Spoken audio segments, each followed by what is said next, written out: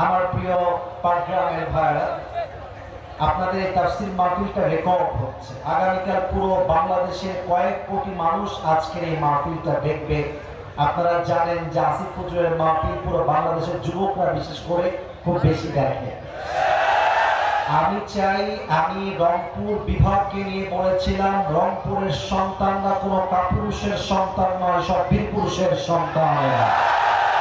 আমি আমার রংপুরের মাটিকে নিয়ে বলেছিলাম, রংপুরের মাটির মানুষ না থাকলে এই দেশটা সেকেন্ড টাইম স্বাধীন হতে পারত না। আমাদের রংপুর বিভাগের লোকদেরকে নিয়ে অনেকে বলে মফিজ। মফিজ বললে আমরা রাগ করি না, কারণ মফিজ মানে দুলা ভাই। তুমি যদি আমাকে তোমার বোনের জামাই বানাও, আমার কোনো তো আপত্তি নাই।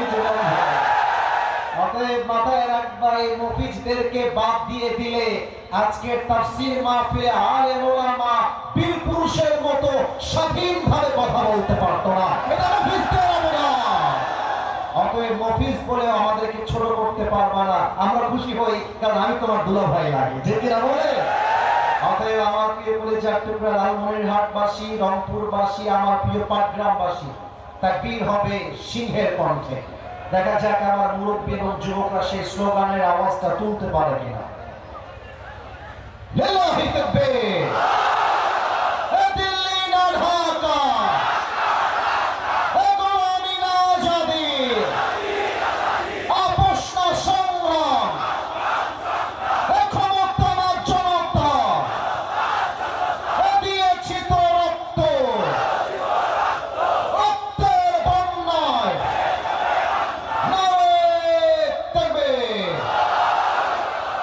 আমি এখন 1 থেকে 3 গুনবো। The environment should be very calm and cool and very peaceful. কোনো আওয়াজ আসা যাবে না, বাম থেকেও নয়, ডান থেকেও নয়, সামনে থেকেও নয়। আর হ্যাঁ, প্রচন্ড বৃষ্টি আসার আগে যদি কেউ উঠে টান মারে, ওর লুঙ্গিটা তুমি টান মেরে ধরে বসায় দিবে, তবে লুঙ্গি যেন খুলে না যায়। খবরটা আমি 1 থেকে 3 গুনছি, আমাকে পরিবেশ তৈরি করে দেন। 1 থেকে 3 গুনব। যে ভদ্র ঘরের সন্তান, সে 1 থেকে 3-এর ভেতরে চুপচাপ হয়ে যাবে। ডানে যারা, এই যে ভাইটা কথা না, 1 ওইদিকে কথাকে বলে দেখো, ভাই 10 ঘন্টা জার্নি করে আসছি, ফ্যাসলামি করতে আসছি মাহফিলে ভাই। জীবনের উপর আল্লাহর কসম 10 ঘন্টার বেশি জার্নি করে আসলাম, কথা না। 1 মোবাইল ফোন নাও। যুবকদের দেখতে কষ্ট হবে, নাও মোবাইল ফোন নাও, সব নাও। যুবকদের দেখতে সমস্যা হবে, আমাকে মোবাইল ফোন নামায় ফেলো, হঠাৎ করো।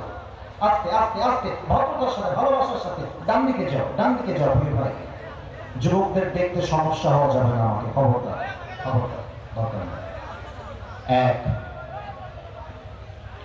2 3। আমার প্রিয় পাটগ্রামবাসী, আমি ঠান্ডা মাথায় আলোচনা করতে চাই। প্লিজ আমাকে সেই পরিবেশটা আপনারা তৈরি করে দেন, যেন আজকের মাহফিলটা পুরো বাংলাদেশে একটা ইতিহাস হয়ে থাকে। প্লিজ সেই পরিবেশটা আমাকে দেন। আজকে আমাদের তাফসীরের বিষয় হচ্ছে আখিরাতের যাত্রা, কবরের যাত্রা। এবার পাটগ্রামবাসীর জবাব দেওয়ার পালা। পাটগ্রামবাসী বলেন তো সবাই, আলোচনার বিষয় কিসের যাত্রা? কবরের যাত্রা। এবার সবার উত্তর দেওয়ার পালা। দেখা যাক জবানটা খোলে কিনা সবার। বলেন সবাই, আজকের যাত্রা কিসের যাত্রা? কবরের যাত্রা। আমি একটা প্রশ্ন করতে চাই শুরুতে সবাইকে, কবরের যাত্রা কি এমন কোন যাত্রা যে যাত্রায় আসিফ হুজুর যাবে, বাদ বাকি আর কেউ যাবে না? সবাই যাবে। কবরের যাত্রা এমন কোন যাত্রা নয় যে যাত্রায় রংপুরবাসী যাবে আর রাজশাহীবাসী যাবে না, এমনটা নয়। কুল্লু নাফসিন যায়িকাতুল মাউত। Everybody has to take the test of death. প্রতিটা প্রাণীকে আল্লাহ তাআলা মৃত্যুর স্বাদ গ্রহণ করেন। আজকে আমরা প্রত্যেকটা পয়েন্টকে আল্লাহর কোরআন থেকে হাইলাইট করতে চাই। প্রথমত সবাইকে স্মরণ করাতে চাই, কবর এমন একটা জায়গা যে মানুষটা বালিশ ছাড়া ঘুমাতে পারত না, সেই মানুষটাও একদিন বালিশহীন মাটিতে শুয়ে থাকবে।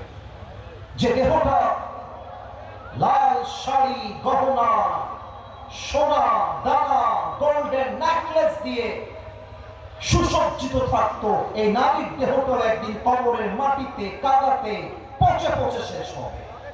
যে মানুষটা একা অন্ধকার ঘরে থাকতে পারতো না, সে মানুষটাও একদিন যুগের পরে যুগ অন্ধকার কবরে পচতে থাকবে। মাথায় রাখবে, এই দুনিয়ার বাড়িটা হচ্ছে একটা ভাড়া বাড়ি। এই দুনিয়ার জীবনটা হচ্ছে just like a rental house, ভাড়া বাড়ির মতো। ভাড়া বাড়িকে আপনি যতই ডেকোরেশন করেন, যতই সাজান না কেন, বাড়ির মালিক যখন আপনাকে বলে দিবে আমার বাড়ি তোমাকে ছাড়তে হবে, তোমাকে ছাড়তে হবে। এই দুনিয়ার জীবনটাই হচ্ছে এমন, যতই সাজান, যতই গোছান, মাথায় রাখবেন এই বাড়ির মালিক আমরা কেউ নয়, এই বাড়ির মালিক একজন। বলেন তো সবাই, পাটগ্রামবাসী, তিনি কে? পরের জায়গা পরের জমি, ঘর বানায় আমি রই, আমি তো সেই ঘরের মালিক নই। পরের জায়গা পরের জমিন, ঘর বানায় আমি রই, আমি তো সেই ঘরের মালিক নই। সেই ঘরখানা যার জমিদারি, আমি পাই না তাহার হুকুম জারি,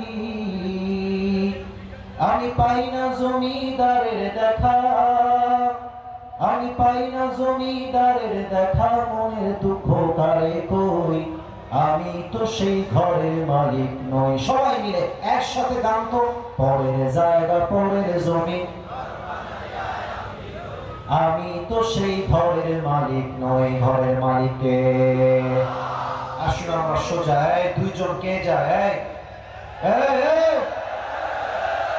এই শালাদের জীবনও বিয়ে হবে না। How dare of you? কি সমস্যা তোমার?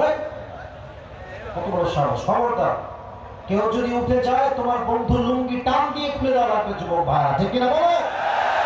বছরে একদিন মাহফিল, চায়ের দোকানে বিড়ি টানে 10 ঘন্টা, টাইমের পরোয়া হয় না। গার্লফ্রেন্ড নিয়ে পার্কে আড্ডা মারে 3 ঘন্টা, টাইমের পরোয়া হয় না। তাফসীর মাহফিল 1 ঘন্টা ওয়াজ শুনবে, মাথায় ব্যথা হয়ে যা, এটা মুনাফিকি ছাড়া কিছুই হতে পারে না। পাটগ্রামের ভাইরা, আসল প্রত্যেকটা পয়েন্টকে আমরা কোরআন থেকে হাইলাইট করব।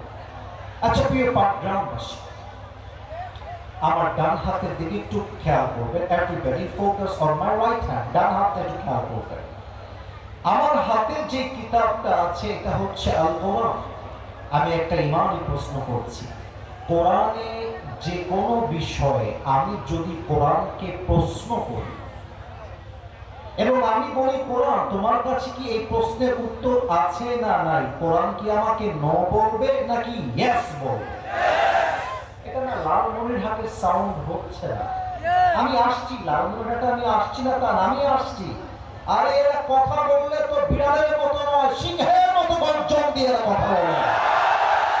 কোরআনকে কোনো প্রশ্ন করলে কোরআন কি উত্তরে নো বলবে নাকি ইয়েস বলবে? আচ্ছা কোরআন তোমার কাছে একটা প্রশ্ন আছে আজকের এই মাহফিলে, আমার তুমি আমাকে একটা উত্তর দাও তো কোরআন। মাঝে মাঝে আমাকে শয়তান ধোঁকা দেয়, আমি তো কেবল যুবক মানুষ, আমার জন্য তো কবরের যাত্রা, আখিরাতের যাত্রা অনেক দূরে। মাঝে মাঝে আমার মন তো বলে আগে আমি বিয়ে করব, বিয়ে করার পরে ছেলের বাপ হব, তার বিয়ে হবে, তার সন্তান হবে, আমি দাদা হব, নানা হব, তারপরে মারা যাব। ও কোরআন তোমার কাছে কি এই ব্যাপারে কোনো জবাব আছে? আপনারা বলেন তো, জবাব আছে না নাই? আর একটু জোরে বলেন, জবাব আছে না নাই? 17 নম্বর পারার 1 নম্বর পৃষ্ঠা 3 নম্বর লাইন, সূরাতুল আম্বিয়া 1 নম্বর আয়াত। আল্লাহ রাব্বুল আলামিন কি বলছেন? পাটগ্রামবাসী কলিজা দিয়ে শুনতে হবে। আবার কবে আসবো একমাত্র আল্লাহ তাআলা ছাড়া পৃথিবীর কেউ কিন্তু জানে না। আল্লাহ রাব্বুল আলামিন বলছেন, বান্দা শোনো শোনো, ইকতারাবা লিন-নাসি হিসাবুহুম ওয়া হুম ফি গাফলাতিন মু'রিদুন। The time of people's judgment has come very near, but they are neglecting it as like they will never die. মানুষের কবর তো তার পায়ের সামনে দাঁড়িয়ে আছে, কিন্তু মানুষ কবর থেকে এতটা দূরে আছে, তার ভাব দেখলে মনে হয় সে কখনো মারাই যাবে না। কথা ভুল বললাম না ঠিক বললাম? বলেন তোমার এক নাম্বার উত্তর কোরআন দিয়ে দিয়েছে, তোমার মৃত্যু তোমার কাছেই আছে, বা তোমার কোনো খবর নয়। আরে বেটা, তোমাকে যেই কাফনে দাফন হবে সেই কাফনটাও পাটগ্রাম বাজারে চলে এসেছে। তোমাকে যে খাটিয়ায় তুলে কবরে দাফন করা হবে ওই খাটিয়া মসজিদে হাজির হয়ে আছে। আজকে আসিফ ফজুরের জামা হতে পারে 10 লাখ টাকা, 10,000 টাকার জামা, দামা যত দামি হোক না কেন, শেষ বিদায় কিন্তু সাদা কাপড়ের কাপড়েই হবে। হতে পারে ঢাকার বসুন্ধরায় ফ্ল্যাট আছে, গুলশানে 5,000 স্কয়ার ফিটের ফ্ল্যাট হতে পারে, কিন্তু মরার পরে কবরের সাইজ কিন্তু সবার একই হবে। ঠিক কিনা বলে? কোরআন তোমার কাছে এবার 2 নাম্বার প্রশ্ন রাখতে চাই। কোরআন তুমি আমাকে জবাব দাও, এই কবরের যাত্রা থেকে, আখিরাতের যাত্রা থেকে কেউ যদি পালাতে চায়, কেউ যদি বাঁচতে চায়, কেউ যদি ক্ষমতার বলে পালিয়ে যেতে চায়, আপনারা আগে উত্তর দেন, সে কি পালাইতে পারবে নাকি পারবে না? পারবে না। 28 নম্বর পারা, সূরাতুল জুমআহ, 8 নম্বর আয়াত, কুল ইন্নাল মাউতাল্লাযী তাফিরুনা মিনহু ফাইন্নাহু মুলাকীকুম। Oh my prophet, tell your ummah they want to escape from the death, they will never able to be escape from the death. নবী হে, আপনার উম্মতদেরকে বলে দেন, তারা কি কবর থেকে পালিয়ে যেতে চায়? অসম্ভব। আইনামা তাকুনু ইউদরিকুমুল মাউত ওয়ালাউ কুনতুম ফি বুরুজিন মুশাইয়াদা। তুমি যদি মাটির নিচে সুড়ঙ্গ করে পালিয়ে যাও, তবুও তোমাকে মালাকুল মউত দিয়ে পাকড়াও করবে একজন। বলেন সবাই, তিনি কে? এবার একটু আমার দিকে সবাই তাকান। আমি জানি আপনারা উত্তর দিবেন জবান খুলে, তবু আপনারা রাখলাম ক্যামেরা রেকর্ড হচ্ছে, আওয়াজ যেন আসতে না আসে। বলেন তো সবাই মিলে, আমাকে দেখে আপনাদের কি মুরব্বী মুরব্বী লাগে না যুবক যুবক লাগে? ডানে সব সিংহ পুরুষ বসে আছে, বামে আওয়াজ পাই নাই। Sorry for that, maybe I have my year problem, আমারই সমস্যা হবে। Let's repeat again the same question. আমাকে দেখলে কি মুরব্বী মুরব্বী লাগে না যুবক যুবক লাগে? আচ্ছা পাটগ্রামবাসী, আমি একজন তাগড়া যুবক। ইভেন ইন দিস প্রোগ্রাম যদি আমি অডিয়েন্সকে একটা ক্যাটাগরাইজ করি যে কত মাহফিলে কত যুবক এসেছে, আমার মন, আমার চোখ বলছে 95 ভাগেরও বেশি যুবক ভাইরা আজকের মাহফিলে এসেছে। আচ্ছা যুবক, তোমরা আমাকে বলো, তুমি যুবক, আমি যুবক, জীবিত ওয়াজ করছি, জীবিত ওয়াজ তোমরা শুনছো, বাসায় যে জীবিত ফিরে যাব এর কোনো গ্যারান্টি কি আমাদের কারো কাছে আছে? কতটা অনিশ্চিত জীবন আমাদের। একটা জেলার নাম বলছি, দেখেন তো আপনারা চেনেন কিনা। বগুড়া জেলার নাম শুনেছেন? আর একটা জেলার নাম বলি, নওগাঁ জেলার নাম শুনেছেন? আমাদের রাজশাহী বিভাগে কয়েকটা জেলা আছে, তার মধ্যে নওগাঁ একটা, বগুড়া একটা। যেমন ভাবে রংপুরের একটা জেলা হচ্ছে লালমনিরহাট, কুড়িগ্রাম, তেমন ভাবে রাজশাহীর জেলা হচ্ছে বগুড়া এবং নওগাঁ। আমার প্রোগ্রাম ছিল বগুড়া জেলাতে। দেখেন মৃত্যু এবং কবরের যাত্রা কত কাছে। বগুড়া জেলা হয়ে নওগাঁতে ঢোকা যায়। যদি আমার কথায় ভুল হয় আপনারা আমাকে ধরায় দিবেন। আমাদের যে বিশ্ব রোড গুলো থাকে পাটগ্রামবাসী, এই বিশ্ব রোডের মাঝে মাঝে উঁচা উঁচা স্পিড ব্রেকার,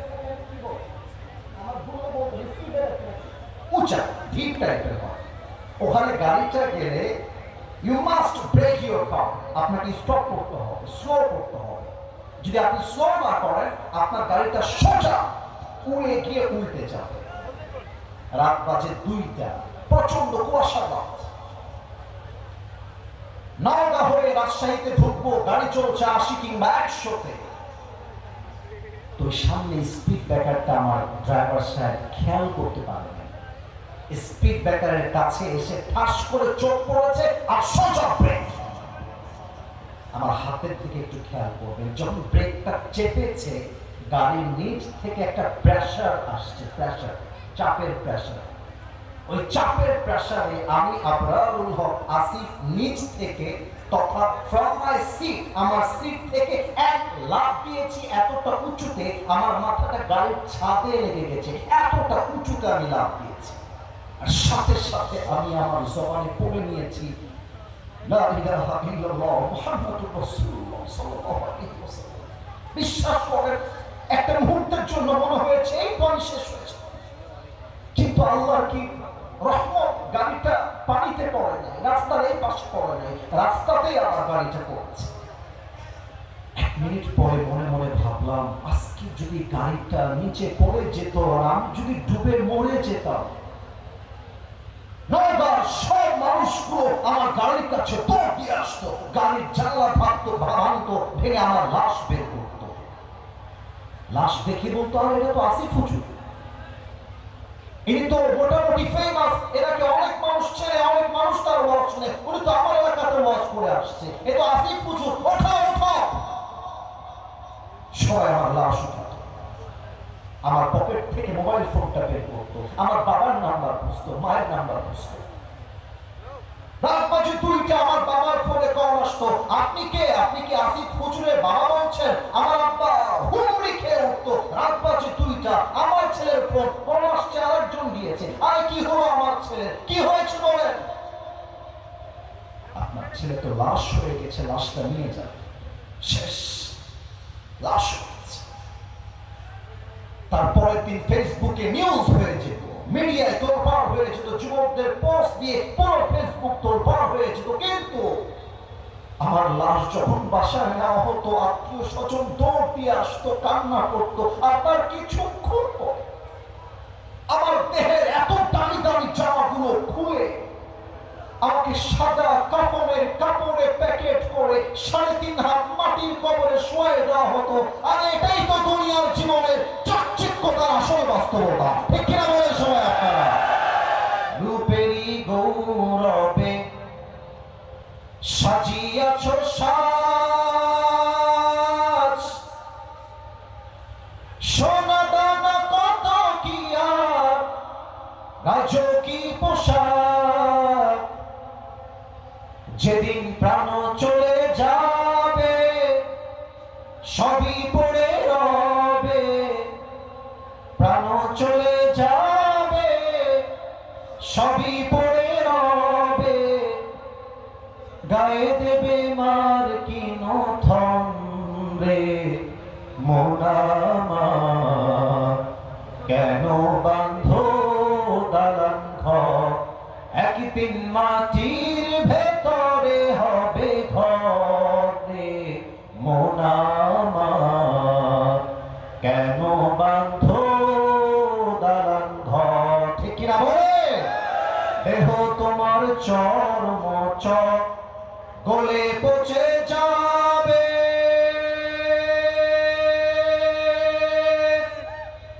শিরার উপর শিরাগুলি ছিন্ন ভিন্ন হবে, মন্দ মিরু দণ্ড সবই হবে খণ্ড খণ্ড, মন্দ মিরু দণ্ড সবই হবে খণ্ড খণ্ড, পড়ে রবে মাটির উপরে মন আমার, কেন বাঁধো দালান ঘর। সবাই মিলে একসাথে একটা লাইন গান তো পার গ্রামবাসী, একদিন মাটির ভেতরে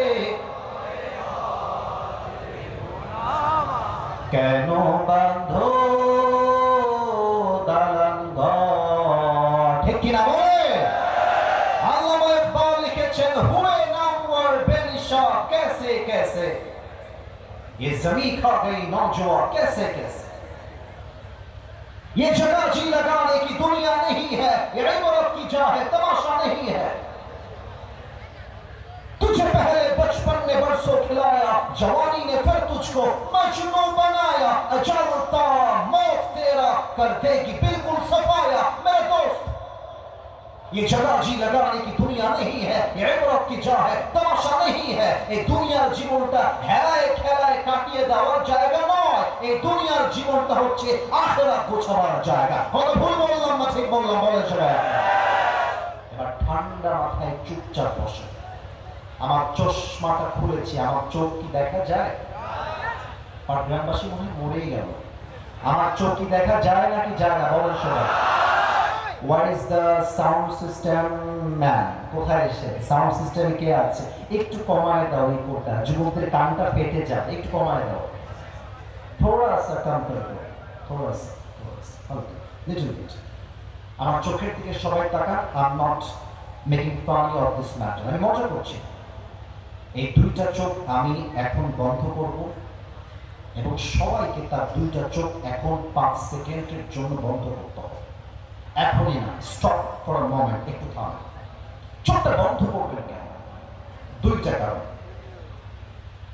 চোখ বন্ধ করে ভাববেন মালাকুল মউত আপনার চোখের সামনে এই মুহূর্তে এখন দাঁড়িয়ে আছে। এক নাম্বার। আমার পরিচয় টুকরা পাটগ্রামবাসী, আমার প্রিয় মায়েরা, বোনেরা, যুবক ভাইরা, আমার পরিচয় টুকরা আলেম ওলামা এবং ছাত্র ভাইরা, মুরব্বী আব্বা জানেন। দুই নাম্বার, চিন্তা করবেন আপনি এখন এই মুহূর্তে 3.5 হাত মাটির কবরে লাশ হয়ে শুয়ে আছেন। আচ্ছা আচ্ছা আচ্ছা, কথা বলুন তো, আগামীকাল ফজরের নামাজের পরে এই মাঠে কারো না কারো জানাজা হতে পারে নাকি পারে? এত আস্তে বলে আমি মানতে চাই না। হতে পারে নাকি পারে না? বলুন শোনা। ভাবেন ওই জানাজা আপনার হবে। এবার আমি চোখ বন্ধ করছি, কেউ বেইমানি করবেন না, ভালোবেসে অনুরোধ করলাম চোখটা সবাই স্টেজে বন্ধ করেন সবাই আগে। এবার সামনে যারা দাঁড়িয়ে আছেন, বসে আছেন, সবার চোখ বন্ধ।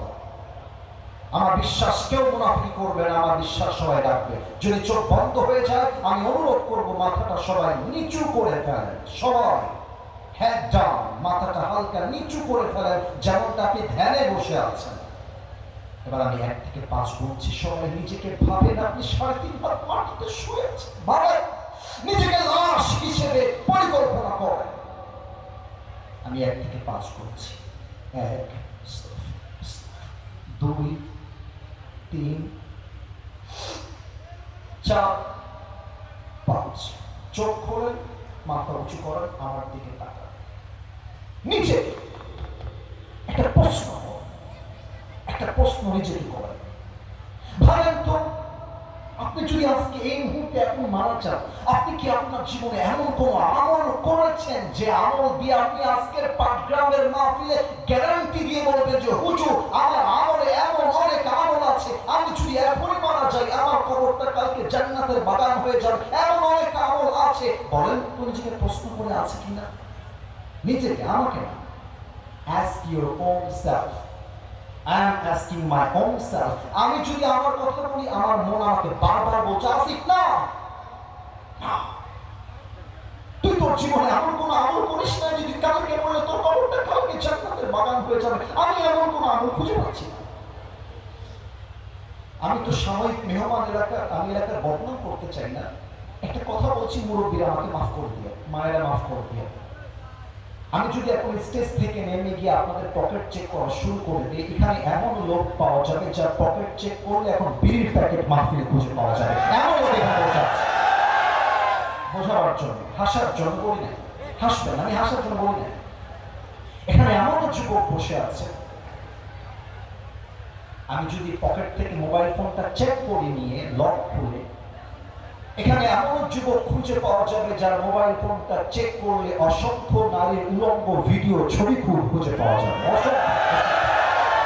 আজকের এই মাহফিলে অনেক বোনেরা এসেছে। I salute them, I respect them from my heart. প্রত্যেকটা মাকে আমি স্যালুট জানাই, প্রত্যেকটা বোনকে আমি কলিজার থেকে সম্মান জানাই। কিন্তু অনেক মেয়েরা হিজাব পরে এসেছে, ঠিক এই একই মেয়ে এই ঈদে রংপুর শহরে বয়ফ্রেন্ডের সঙ্গে পার্কে ডেটিং করে বাসায় ফিরে আসছে। এমন ভাবে বোরকা পরে দেখলেই মনে হবে यार ये लड़की तो अभी के जन्नत से भाग के दुनिया में आई है माशाअल्लाह। কিন্তু আমি যখন দেখি বোরকাওয়ালি মেয়েটা পার্কে গিয়ে প্রেম করছে, তখন আমার বলতে মনে চায় তোমার বোরকার উপরে ফিটফাট, উপরে ফিটফাট, ভেতরে পুরোটাই সরলতা। বড় এরকম মেয়ে মাহফিলে আসছে নাকি আসে নাই? বড় এরকম পর্নোগ্রাফিতে আসক্ত যুবক এই মাহফিলে আছে নাকি নয়? এখানে এমনও যুবক বসে আছে যে যুবকটা আজকে শনিবার ফজর থেকে নিয়ে এসা পর্যন্ত 1 ওয়াক্ত নামাজ পড়ে নাই। এখানে এই যে ঈদটা গেল রিসেন্ট ঈদ, এই ঈদে হাজারো মুসল্লি ঈদগাহে এসেছে ঈদের নামাজ পড়তে, কিন্তু ফজরের নামাজটা পড়ে না। বলেন না সবাই, এরকম মুসল্লি আছে নাকি নাই? আছে নাকি নাই? আল্লাহ হাবিব বলেছেন কবরের যাত্রাকে আল্লাহ তাআলা দুটি ভাগে ভাগ করেছেন। এবার পাটগ্রামবাসীর আওয়াজটা জোরে চাই, বলেন সবাই কয় ভাগ? এটা আগের মতো হয় নাই, আরেকবার বলেন সবাই কয় ভাগ? এক, যে নামাজি বান্দা তার যাত্রা, আর যে বেনামাজি বান্দা তার যাত্রা। এক সুদখোরের যাত্রা, আর একজন যে সুদ খায় নাই, সুদমুক্ত জীবন করেছে তার যাত্রা। এক সেই নেতার যাত্রা যেই নেতা জাতির সঙ্গে গাদ্দারি করেছে ক্ষমতার চেয়ারে বসার পরে, আর সেই নেতার যাত্রা যেই নেতা জাতির বিশ্বাস ধরে রেখেছে। ঠিক কিনা বলে? যাত্রার মাঝে পার্থক্য আছে। সবার যাত্রা একরকম হয় না, সবার বিদায়টা একরকম হয় না। আরে কেউ মৃত্যুর সময় থরথর করে কাঁপতে কাঁপতে চোখটা উল্টে মারা যায়, আর কেউ মসজিদে সেজদায় লুটিয়ে মরে যায়। ঠিক কিনা বলে? Huge difference between this person. পার্থক্য আছে আকাশ এবং জমিনে। দেখেন কেমন পার্থক্য। নামাজি বান্দার সামনে যখন মালাকুল মউত আসবে, তার দেহের চামড়ার রং হবে ধবধবে সাদা, চেহারায় থাকবে নুরানি আলো, দেহে থাকবে সাদা জুব্বা, মুখে থাকবে চাপদাড়ি, দেখতে হবে তাকড়া যুবকের মতো। এসেই বলবে ইয়া আইয়াতুহান নাফসুল মুতমাইন্না উখরুজি ইলা মাগফিরাতিল্লাহি ওয়া রিজওয়ানি, হে প্রশান্ত আত্মা বের হয়ে আসো, আল্লাহর ক্ষমা আর আল্লাহর জান্নাত তোমার অপেক্ষায় বসে আছে। তাই তো সুবহানাল্লাহ বলতে পারলেন না? আমি বের হও, বের হও। আমার দিকে তাকান তো, আমার হাতে can you see this tissue paper? এটা কি দেখা যায়? না, যুবকদের আওয়াজটা হয় না। এই টিস্যু কি আমার হাতে দেখা যায়? একটু বলেন তো, আমার হাতে যে টিস্যুটা আছে এটা কি গোলগাল টিস্যু না চারকোনা টিস্যু? Right answer. আরেকবার, গোল না চারকোনা? কাফান মিন আকফানিল জান্নাহ ওয়া হানুত মিন হানুতিল জান্নাহ। নামাজি বান্দার রূহকে কবজ করবার জন্য আল্লাহ তাআলা জান্নাত থেকে একটা লাল রেশমি রুমালের চাদর নামাজি বান্দার কাছে হাদিয়া হিসেবে দুনিয়াতে পাঠিয়ে দিবে। সুবহানাল্লাহ। এবার একটু মাইকটা হঠাচ্ছে। আমার ডান হাত কি দেখা যায়? আমি জানি বাসের জন্য থোড়া সা প্রবলেম, কিন্তু বোঝা যায় কিনা বাবা? বোঝা যায় সবাই? বোঝা যায়? একটু প্র্যাকটিক্যাল বোঝাই, নামাজি বান্দার রূহটা কবজ হবে কেন? মালাকুল মউত তার হাতটা আলতো করে নামাজি বান্দার রূহের দিকে বাড়ায় দিবে। যখন রূহটা বের করবে, একটা পিঁপড়া কামড় দিলে যে পরিমাণ কষ্ট হয় তার চাইতে কম কষ্ট দিয়ে নামাজি বান্দার রূহকে কবজ করা হবে। এত আস্তে সুবহানাল্লাহ পড়লেন? এত আস্তে পড়লেন? আরো আস্তে পড়লেন? জোরে পড়েন সুবহানাল্লাহ। This is the gap of people, those who perform the salah. এটা নামাজি বান্দার মত। আর যে যুবকটা পর্নোগ্রাফিতে আসক্ত, তুমি তোমার বন্ধুর দিকে তাকাও, দেখবা তোমার বন্ধুর মেয়েদের প্রতি এত নেশা আছে, বন্ধুর ক্যারিয়ারটা নষ্ট হয়ে গিয়েছে। যুবক দেখে না বলে সবাই বলো, বেনামাজির সামনে মালাকুল মউত যখন আসবে তার চোখটা হবে লাল টকটকে, পা থাকবে জমিনে, মাথা থাকবে আকাশ বরাবর বিশাল, গায়ের চামড়া রং হবে নীলাভ বর্ণের চামড়া, আর দেহটা জুব্বা হবে কালো কুচকুচে। বেনামাজি যখন এক ঝলক মালাকুল মউতকে দেখবে, তার পুরো দেহটা কাঁপতে থাকবে। এবার আমার বাম হাত দেখে, এই ডানের ভাই বাম হাত দেখে, বেনামাজি রূহের দিকে মালাকুল মউত পেছন দিক থেকে একটা ধাপ, রূহটা যখন ধরে ছিঁড়ে বের করবে,